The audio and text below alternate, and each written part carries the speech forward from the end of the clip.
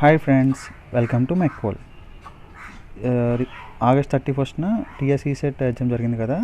ఆ ఎగ్జామ్లో engineering materials, FMHM, IMOR, R and AC subjects నుంచి ఏ క్వశ్చన్స్ అడిగాడో ఈ వీడియోలో చూద్దాం. First one, powders of various ferrous and non ferrous material which becomes brittle on heating can be formed using.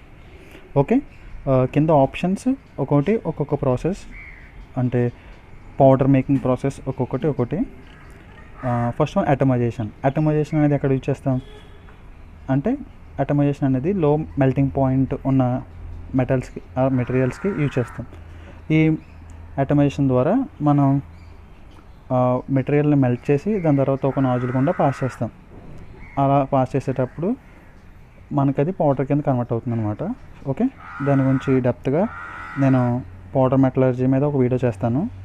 అంటే ఆల్రెడీ మెక్పోల్ ఛానల్లో ఇంజనీరింగ్ మెటీరియల్స్ రిలేటెడ్ వీడియోస్ ఉన్నాయి, కాకపోతే పౌడర్ మెటలర్జీ టాపిక్ మీద లేదు. ఒక క్వశ్చన్ అడిగాడు కాబట్టి నేను ఆ వీడియో కూడా చేస్తాను. నెక్స్ట్, రిడక్షన్ అంటే ఒక కార్బన్ మోనాక్సైడ్తో ఏదైతే మన మెటీరియల్ పౌడర్ చేద్దాం అనుకుంటున్నామో దాన్ని రియాక్ట్ చేస్తాం. రిడక్షన్ ప్రాసెస్ జరగడం వల్ల అక్కడ పౌడర్ అనేది ఫామ్ అవుతుంది. అదే థర్డ్ వన్, క్రషింగ్. క్రషింగ్ అంటే మనకు తెలిసిందే, అది బ్రిటిల్ మెటీరియల్స్కి యూజ్ చేస్తాం. బ్రిటిల్ మెటీరియల్స్ని పౌడర్ కింద కన్వర్ట్ చేయడానికి. ఓకే, అది ఎలా అంటే పల్వరైజర్స్ ద్వారా మనం క్రషింగ్ అనేది చేస్తాం, మెకానికల్ పల్వరైజర్స్ ద్వారా. నెక్స్ట్, ఎలక్ట్రాలిసిస్లో మనకి ఫైన్ గ్రెయిన్స్ అనేది వస్తాయి. పౌడర్ యొక్క గ్రెయిన్స్ అనేవి చాలా ఫైన్గా ఉంటాయి. ఈ ఎలక్ట్రాలిసిస్ అనేది ప్యూర్ మెటీరియల్స్ అబ్టైన్ అవ్వడానికి యూజ్ చేస్తాం. ఓకే, కాబట్టి ఇక్కడ ఇచ్చిన క్వశ్చన్ ఏంటి, powders of various ferrous and non ferrous material which becomes brittle on heating can be formed using. Okay, brittle అని అన్నాడు కాబట్టి మీరు క్రషింగ్ అనేది ఫిక్స్ అయిపోండి. ఓకే, నేను ఇంకో వీడియో చేస్తాను పౌడర్ మెటలర్జీ మీద. Okay, next, match the following ఇచ్చాడు. లిస్ట్ 1లో అనీలింగ్, నార్మలైజింగ్, టెంపరింగ్, నైట్రైడింగ్ ఇచ్చాడు. లిస్ట్ 2లో surface hardening, relieving stress, refining grain size, Harden brittle structure అని ఇచ్చాడు. ఓకే, అనీలింగ్ అనేది దేనికి యూజ్ చేస్తాం, రిలీవింగ్ స్ట్రెసెస్కి, అలానే రిఫైనింగ్ గ్రెయిన్ సైజ్కి. కాబట్టి 2 or 3లో ఏదో ఒక ఆప్షన్. నార్మలైజింగ్ అనేది ఎందుకు యూజ్ చేస్తాం, గ్రెయిన్ సైజ్ రిఫైన్ చేయడానికి. కాబట్టి అనీలింగ్ అనేది సెకండ్ ఆప్షన్ అవుతుంది, నార్మలైజింగ్ అనేది థర్డ్ ఆప్షన్ అవుతుంది. నెక్స్ట్, టెంపరింగ్ అనేది హార్డనింగ్ ప్రాసెస్ తర్వాత చేసే ప్రాసెస్. ఇది చేయడం వల్ల మనకి టఫ్నెస్ అనేది ఇంక్రీజ్ అవుతుంది. ముందుగా హార్డనింగ్ చేయడం వల్ల మన టఫ్నెస్ అనేది టోటల్లీ ఎలిమినేట్ అయిపోతుంది. కాబట్టి వర్కింగ్ కండిషన్లో వెంటనే ఫెయిల్ అయిపోతుంది. కాబట్టి మన హార్డ్ అండ్ బ్రిటిల్ స్ట్రక్చర్కి టెంపరింగ్ అనేది చేస్తాం. ఓకే, నెక్స్ట్, టెంపరింగ్ వేరే, టెంపరింగ్ వేరే. కాకపోతే డిఫరెన్స్ ఎందులో వస్తుందంటే టెంపరేచర్, కూలింగ్ టెంపరేచర్ అనేది రేంజ్ అనేది వేరేగా ఉంటుంది. ఓకే, నైట్రైడింగ్ అనేది సర్ఫేస్ హార్డనింగ్ ప్రాసెస్. నైట్రైడింగ్లో మనం అమోనియా గ్యాస్ అనేది పాస్ చేసి హార్డనింగ్ అనేది చేస్తాం సర్ఫేస్ని. ఓకే, ఈ ఆప్షన్స్ ఇచ్చిన ఆప్షన్స్లో ఇవన్నీ సాటిస్ఫై అయ్యేది second option. Okay, next, structural constituents of equilibrium cooling of plain carbon steel. 0.4% carbon ఉంది ప్లెయిన్ కార్బన్ స్టీల్లో అట్ రూమ్ టెంపరేచర్ ఆర్. ఈ క్వశ్చన్ చూడగానే ఇది ఐరన్ కార్బన్ ఈక్విలిబ్రియం డయాగ్రామ్ నుంచి వచ్చిందని అర్థమైంది. సో ఎగ్జామ్లో కనుక ఇలాంటి క్వశ్చన్ ఇస్తే మీరు మైండ్లో ఇమేజ్ అనేది వచ్చేయాలి. కాబట్టి ఈ వీడియో వరకు మనం పిక్ చూద్దాం. ఓకే, స్టీల్ అన్నాడు, 0.4% కార్బన్ అన్నాడు. అంటే అది రిటక్టెడ్ పాయింట్ ఎక్కడ వచ్చింది, 0.83% కార్బన్. కాబట్టి మనకి 0.025%కి రిటక్టెడ్ పాయింట్కి మధ్యలో ఉంటుంది. ఓకే, ఆ ఏరియా ఏంటి, మనకి పియర్ లైట్ ఉంటుంది. కిందకు చూస్తే పియర్ లైట్ ఉంటుంది, అలా పైకి వెళ్తే ఆస్టనైట్ ఉంటుంది. ఓకే, ఆడు రూమ్ టెంపరేచర్ అన్నాడు కాబట్టి ఖచ్చితంగా పియర్ లైట్ ఉంటుంది. ఆస్టనైట్ అనేది మనం చెప్పలేం సిచ్యువేషన్ బట్టి అక్కడ. ఓకే, వేరే ఆప్షన్ కూడా ఒకసారి కంపేర్ చేద్దాం. వేరే ఆప్షన్స్ ఏమున్నాయి, ఆస్టనైట్ అండ్ ఫెర్రైట్. ఆస్టనైట్ కట్టే, కాకపోతే ఫెర్రైట్ అయితే పక్కాగా ఉంటుంది, ఎందుకంటే అది 0.025% లోపల ఉంటేనే. Okay, next, austenite and pearlite. Next, cementite and pearlite. Cementite అనేది సంబంధం లేదు కాబట్టి అది కాదు. అంటే పక్కగా మనకి పియర్లైట్ ఉంటుంది, కాకపోతే సిమెంటెడ్ ఉండదు. ఫెర్రైట్ అని మాట ఇది కూడా కాదు. సో ఇచ్చిన ఆప్షన్స్లో బాగా సూట్ అయ్యేది ఏంటంటే second one. Okay, next, which of the following non destructive testing is used to detect change in composition of any material. Okay, ఇక్కడ 4 టెస్ట్లు ఇచ్చాడు ఆప్షన్స్లో. Liquid penetrant test. Liquid penetration దేనికి, సర్ఫేస్ ఫ్లాస్ ఏమైనా ఉంటే అవి టెస్ట్ చేయడానికి మనం లిక్విడ్ పెనిట్రేషన్ టెస్ట్ అనేది యూజ్ చేస్తాం. అదే అల్ట్రాసోనిక్ టెస్ట్ అంటే అల్ట్రాసోనిక్ వేవ్స్ ద్వారా మన లోపల ఏమైనా బ్లో హోల్స్ అలాంటి డిఫెక్ట్స్ని, ఇంటర్నల్ డిఫెక్ట్స్ ఏమైనా ఉంటే ఫైండ్ అవుట్ చేయడానికి యూజ్ చేస్తాం. ఓకే, అలానే ఎడ్డీ కరెంట్ టెస్ట్ అంటే ఎడ్డీస్ సెండ్ చేస్తాం. Radiography test last one. Radiography test అంటే మనం రేడియో వేవ్స్ అంటే ఎక్స్రేస్ కానీ గామా రేస్ కానీ సెండ్ చేస్తాం. ఎప్పుడైతే సెండ్ చేస్తామో లోపల బ్లో హోల్స్ ఉన్నా, స్లాగ్ ఇన్క్లూషన్ ఉన్నా అది ఫైండ్ అవుట్ చేస్తాం. ఓకే, ఇక్కడ బ్లో హోల్స్, స్లాగ్ ఇన్క్లూషన్ ఈ రెండింటికి మనం రేడియోగ్రఫీ అనేది యూజ్ చేస్తాం.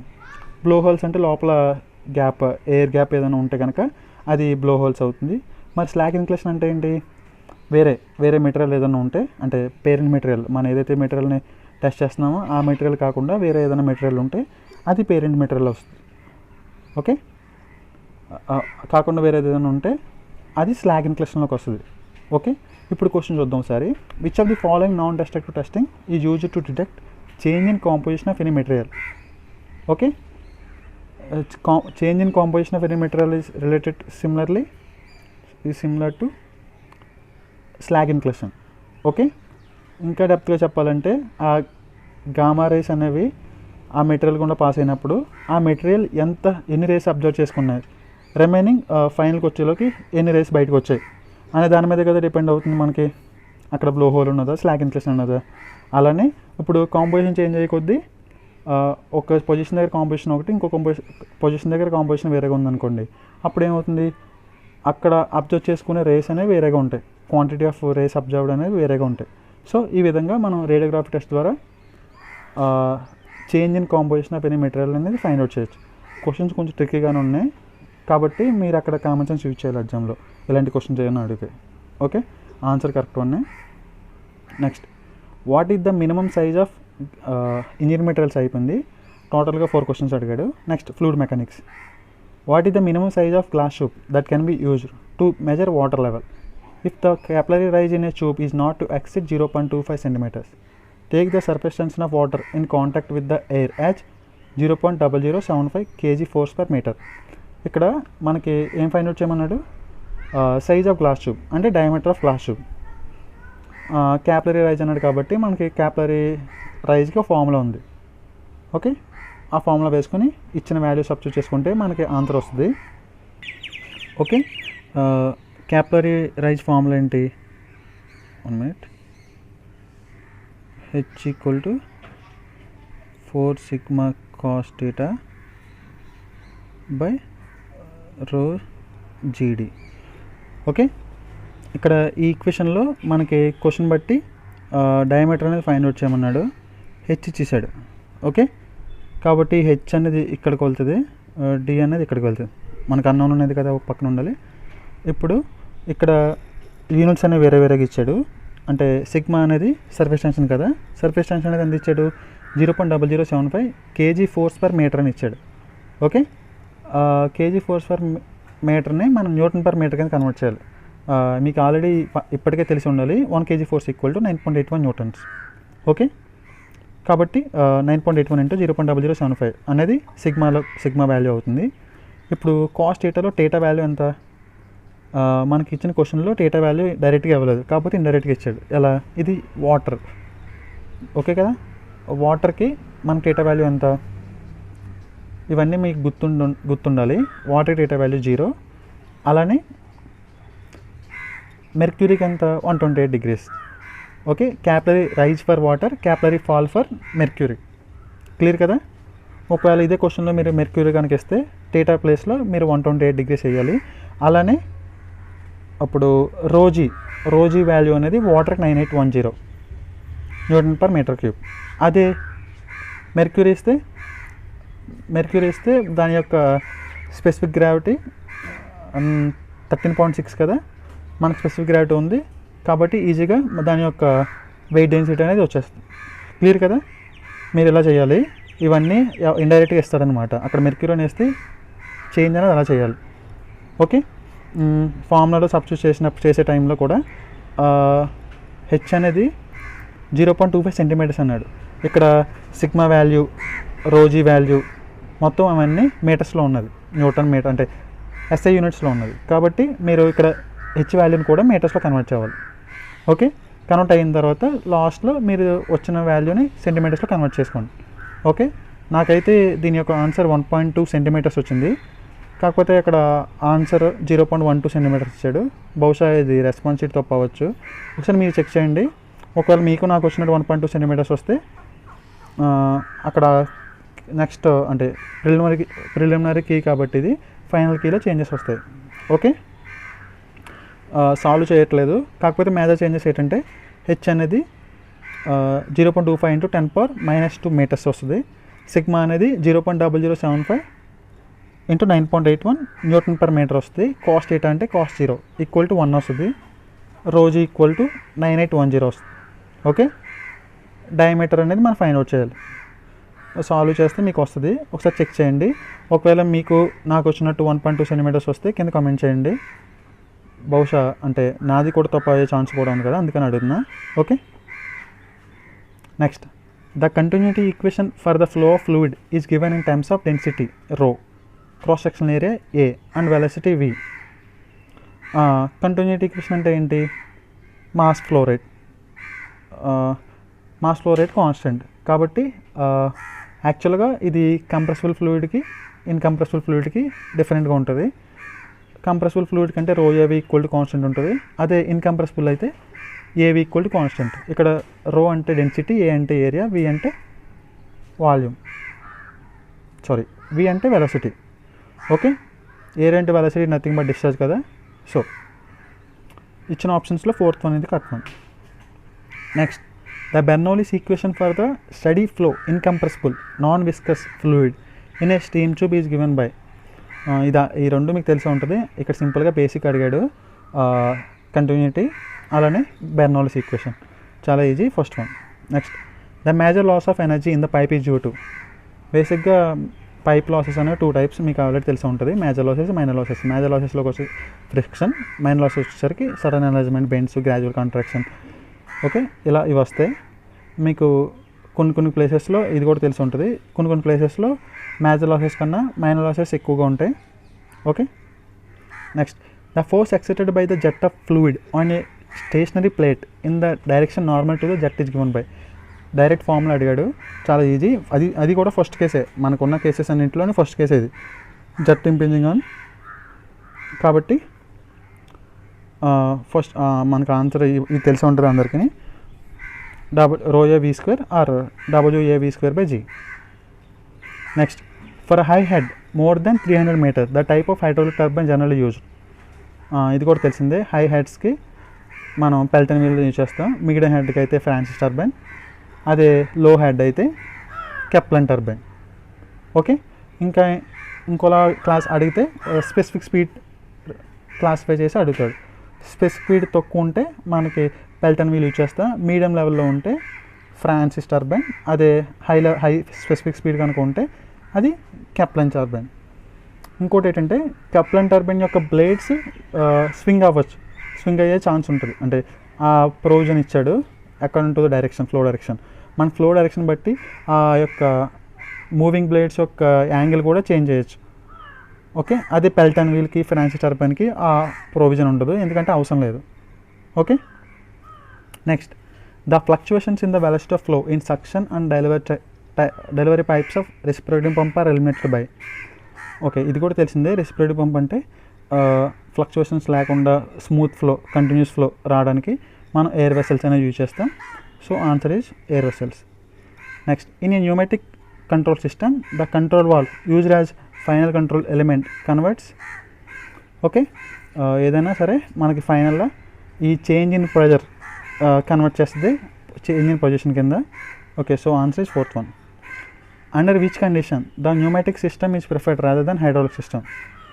ఓకే, ఇదంతా హైడ్రాలిక్ కంట్రోల్ సిస్టమ్ నుంచి వచ్చాయి ఈ 2 క్వశ్చన్స్. ఆన్సర్ అనేది medium amount of pressure requires speed fairly accurate feed. Okay, ఇక్కడ మనకి మేజర్గా తెలిసింది ఏంటంటే ఇచ్చిన అన్ని ఆప్షన్స్లో సెకండ్ ఆప్షన్ ఒకటే మీడియం అమౌంట్ ఆఫ్ ప్రెజర్ అన్నాడు. దీన్ని బట్టి మీరు ఈజీగా ఫైండ్ అవుట్ చేసే ఆన్సర్ అనేది. ఎలాగంటే హైడ్రాలిక్లో మనం కంప్రెస్ చేసినంత ప్రెజర్ చేంజ్ అవ్వడానికి యూజ్ అవుతుంది, అంటే ప్రెజర్ ఇంక్రీజ్ అవ్వడానికి యూజ్ అవుతుంది. పంపు ద్వారా కంప్రెస్ చేసినంత ఓన్లీ ప్రెజర్ ఇంక్రీజ్ అవ్వడానికి ఉపయోగపడుతుంది. అదే న్యూమాటిక్లో కంప్రెసర్ ద్వారా కంప్రెస్ చేసినంత దాని యొక్క ప్రెజర్ ఇంక్రీజ్ అవుతుంది, అలాగే దాని యొక్క వాల్యూమ్ కూడా డిక్రీజ్ అవుతుంది. క్లియర్ కదా? సో ఇవన్నీ కాదు, ఇంకా ఫైనల్గా ఆప్షన్ 2 అనేది ఈజీగా ఫైండ్ అవుట్ చేయొచ్చు. So medium amount of pressure అనేది ఉంటుంది న్యూమాటిక్ సిస్టంలో. Hydraulic and pneumatic system are always okay closed loop system. Next industrial engineering, fluid mechanics FMHM నుంచి 10 క్వశ్చన్స్ అడిగాడు. అందులో 3 క్వశ్చన్స్ ఫ్లూయిడ్ కంట్రోల్ సిస్టమ్ నుంచి అడిగాడు. ఓకే, నెక్స్ట్ ఐఎంఓఆర్ కూడా 10 క్వశ్చన్స్ అడిగాడు. The process of planning, organizing, directing and controlling. ఇవన్నీ చూస్తే మీకు మేనేజ్మెంట్ యొక్క డెఫినేషన్లా అనిపిస్తుంది.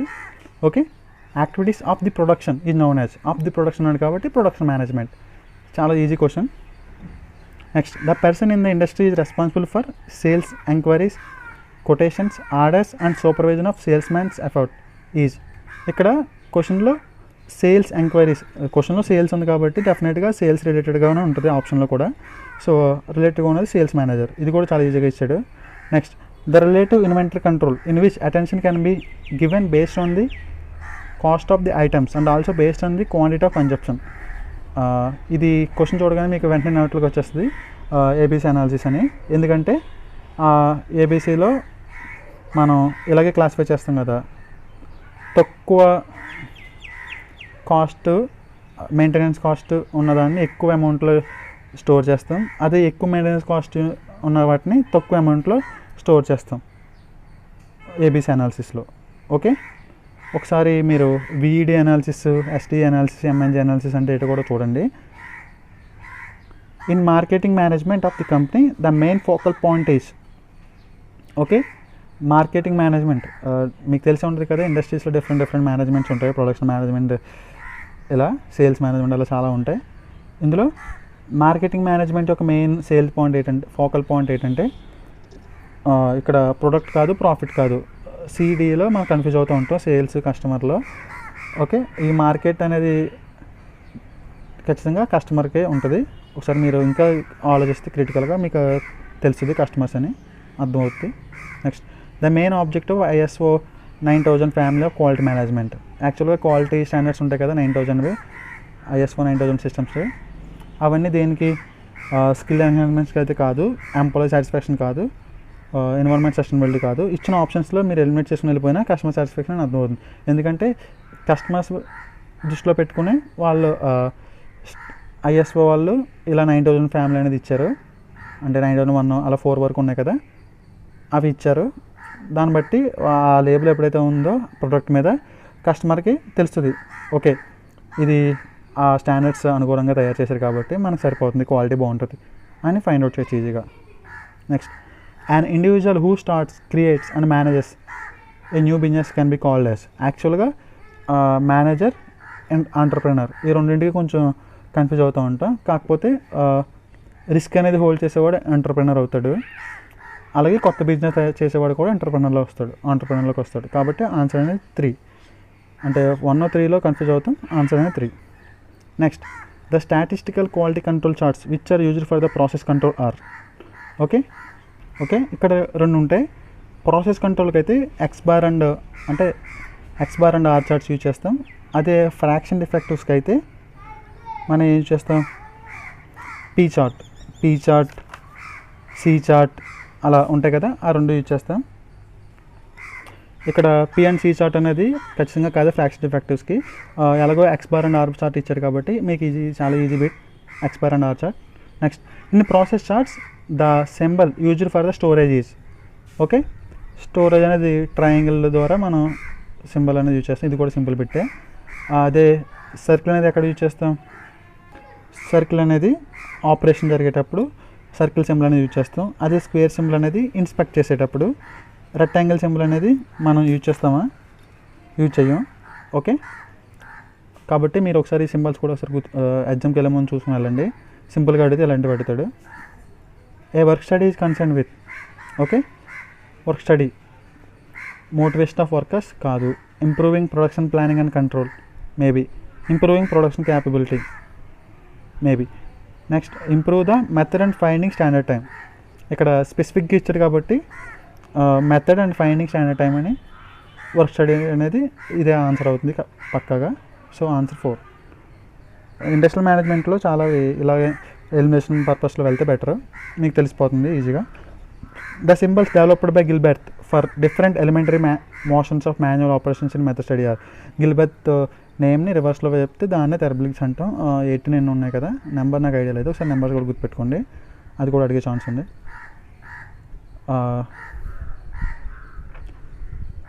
స్టింగ్ డయాగ్రామ్లో స్టింగ్స్ అనేది యూజ్ చేస్తాం. వింక్ అనేది ఎక్కడ యూజ్ చేస్తాం అది కూడా ఒకసారి చూడండి.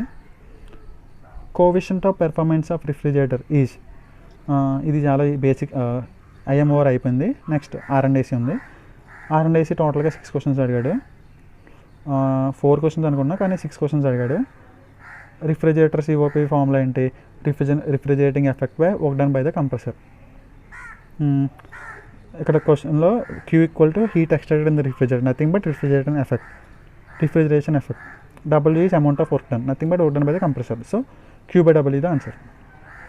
In a simple vapor compression system, the vapor at low temperature and pressure enters into. Okay, vapour compression సిస్టంలో లో టెంపరేచర్ లో ప్రెషర్లో వేపర్ ఎక్కడికి వెళ్తుంది? పక్కగా ఎవాపరేటర్కి. ఎందుకంటే ఆ ప్లేస్లో లో టెంపరేచర్ ఉంటుంది కాబట్టి అక్కడైతేనే ఎవాపరేటర్ అంటే ఏంటి, ఏదైతే సిస్టమ్ని మనం కూల్ చేద్దాం అనుకున్నామో అది అక్కడే ఎక్కువ అమౌంట్ ఆఫ్ హీట్ అనేది తీసుకుంటుంది. అలా కూడా ఆలోచించవచ్చు లాజిక్గా. The energy supply for a vapour absorption system and compare to vapour compression system. ఇది కొంచెం కన్ఫ్యూజింగ్ ఉంటుంది, ఎందుకంటే యాక్చువల్గా మనకి పవర్ కన్జంప్షన్ అనేది వేపర్ కంప్రెషన్ రిఫ్రిజిరేషన్కి ఎక్కువ ఉంటుంది compare to vapour absorption refrigeration. ఇక్కడ పవర్ అనేది ఎలక్ట్రిక్ పవర్. ఓకే, అది ఎనర్జీ కన్జంప్షన్ అయితే ఖచ్చితంగా వేపర్ అబ్జర్వేషన్ సిస్టమ్కి ఎక్కువ ఉంటుంది. మనకు వేస్ట్ హీట్ ఉండడం వల్ల మనకు పెద్దగా తెలియట్లేదు, కానీ అది యూజ్ చేసే వాళ్ళకి తెలియదు. కానీ లేకపోతే వేపర్ అబ్జర్వేషన్ సిస్టమ్కి ఎక్కువ అనేది ఉంటుంది ఎనర్జీ సప్లై అనేది requirement. Next air refrigeration system works on. తెలిసిందే, రివర్స్ బ్రేటన్ కానీ రివర్స్ ఫ్రాంకెన్ కానీ బెల్ కాల్మన్ సైకిల్ కానీ ఏదన్నా అవ్వచ్చు, అన్నీ ఒకటే కాబట్టి. ఇక్కడ ఇచ్చిన ఆప్షన్స్లో రివర్స్ బ్రేటన్ సైకిల్ ఉంది కాబట్టి అది ఆన్సర్. మీరు ఇంకా రిఫ్రిజిరేషన్ అండ్ ఎయిర్ కండిషనింగ్లో వీక్గా ఉంటే కనుక నేను వీడియో చేశాను, 12 వీడియోస్ చేశాను టోటల్గా. 6 videos for refrigeration, 6 videos for air conditioning. ఒకసారి అది కూడా చూడండి, మీకు ఫుల్ క్లారిటీ వచ్చేస్తుంది. Okay, the difference between dry bulb temperature and dew point temperature of air is. Okay, dry bulb temperature minus wet bulb temperature is wet bulb depression. అలానే dry bulb temperature minus dew point temperature is dew point depression. Okay, మీరు అదే air conditioning వచ్చేసరికి మేజర్గా psychrometric chart ఈ terms ఉంటాయి కదా, absolute humidity, degrees of saturation, specific humidity, relative humidity, ఈ terms అన్నీ ఒకసారి చూడండి. నేను ఆల్రెడీ వీటి గురించి కూడా క్వశ్చన్లో వీడియోస్లో చెప్పాను, ఒకవేళ మీరు వీక్గా ఉంటే కనుక అవి చూడండి. Which refrigerant is highly toxic and flammable. Okay, మీకు తెలిసిందే అమోనియా. ఉన్న అన్ని రిఫ్రిజరెంట్స్లో ఎక్కువ డేంజరస్ ఏంటంటే అమోనియా. ఓకే, అలానే ఎక్కువ కూలింగ్ ఎఫెక్ట్ ఇచ్చేది కూడా ఇదే. Okay, flat plate collectors are used for. ఇది రిఫ్రిజిరేషన్ ఆర్ఎండ్ఏసీ కాదు, రిమైనింగ్ పవర్ ప్లాంట్లో 3 క్వశ్చన్స్ ఉన్నాయి, అవి కూడా చూద్దాం. ఫ్లాట్ ప్లేట్ కలెక్టర్స్ అనేది ఎందుకు యూజ్ చేస్తాం మనం? రిఫ్రిజిరేషన్కి అయితే కాదు, కూలింగ్ అయితే కాదు, స్టీమ్ ఇంజిన్స్కి అయితే కాదు, వాటర్ హీటింగ్ తెలిసిందే కదా. మనం సోలార్ ఎనర్జీని యూజ్ చేసుకుని వాటర్ హీట్ చేయడానికి ఫ్లాట్ ప్లేట్ కలెక్టర్స్ అనేది యూజ్ చేస్తాం. Next, the function of A moderator in a nuclear reactor is to. Okay, బేసిక్గా ఇక్కడ న్యూక్లియర్ రియాక్టర్ గురించి అడిగేటప్పుడు ఎక్కువగా ఇవే అడుగుతాడు. మోడరేటర్ ఎందుకు యూజ్ చేస్తాం, ఇంకా ఉన్నాయి కదా, కంట్రోల్ రాడ్స్ ఎందుకు యూజ్ చేస్తాం, రిఫ్రాక్టర్ ఎందుకు యూజ్ చేస్తాం, కూలెంట్ ఎందుకు యూజ్ చేస్తాం, ఇలా ఇవన్నీ ఒకసారి మీరు చూడండి. మోడరేటర్ అయితే మాత్రం న్యూట్రన్స్, ఫాస్ట్ మూవింగ్ న్యూట్రన్స్ని స్లో చేయడానికి. ఓకే, అంటే దాని మీనింగ్ మనకు అక్కడ రిలీజ్ అయ్యే ఎనర్జీ, అక్కడ ప్రాసెస్ మనకి కంట్రోల్ చేయడానికి మోడరేటర్ అనేది యూజ్ చేస్తాం. ఓకే, స్లైట్ డిఫరెన్స్ ఉంటుంది మోడరేటర్కి కంట్రోల్ రాడ్స్కి. ఒకసారి దాన్ని కూడా మీరు డీటెయిల్గా చూడండి ఎగ్జామ్కి వెళ్ళే ముందు. Economiser use to heat. Okay, మనకి బేసిక్గా ఎకనామైజర్, ప్రీ హీటర్ ఉంటాయి కదా, సూపర్ హీటర్, ఈ 3 ఉంటాయి కదా. ఇందులో ఎకనామైజర్ ఎందుకు? ఫీడ్ వాటర్ హీట్ చేయడానికి. ప్రీ హీటర్ ఎందుకు? హీట్ సెకండరీ ఎయిర్ని హీట్ చేయడానికి. సెకండరీ ఎయిర్ అంటే ఏంటి? మనకి కంబషన్ జరగడానికి కావాల్సిన ఎయిర్ని సెకండరీ ఎయిర్ అంటాం. అదే పల్వరైజింగ్ చేసేటప్పుడు ఎయిర్ కావాలి కదా, దాన్ని ఏమంటామంటే ప్రైమరీ ఎయిర్ అంటాం. నెక్స్ట్ ఓకే, సూపర్ హీటర్ ఎందుకు? ఆల్రెడీ బాయిలర్లో మనకి వెట్ స్టీమ్ కింద కన్వర్ట్ అవుతుంది కదా, ఈ వెట్ స్టీమ్ని సూపర్ హీటెడ్ స్టీమ్ కింద కన్వర్ట్ చేయడానికి యూజ్ చేసి super heated steam. Okay, total 33 questions ఈ వీడియోలో ఎక్స్ప్లెయిన్ చేయడం జరిగింది. ఓకే, ఈ టైప్ అడుగుతారని మీకు ఒక వ్యూ వస్తుందని వీడియో చేయడం జరిగింది. Okay, thank you.